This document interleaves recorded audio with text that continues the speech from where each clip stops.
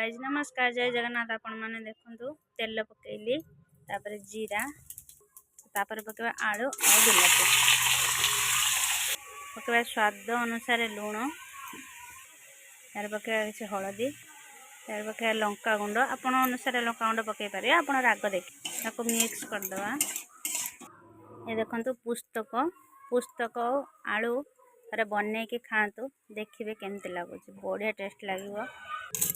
पुस्तकर मुझे ग्राइंडिंग बेले पियाज आउ दी फेड़ा रसुण तो आपण अनुसार आपण करें। आपड़ जदि पियाज कि अदा रसुण जदि न खाइबे तो खाली केवल पुस्तक देके आपण बनई पारे।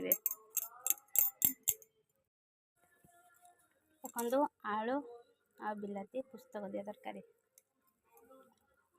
बहुत सुंदर लगुच। आपण मान थे बनई ट्राए करूँ मुढ़ी सहित तो खाया बहुत बढ़िया लगे टेस्ट तो मु मुढ़ी सहित खाऊँ तो रही। नमस्कार जय जगन्नाथ।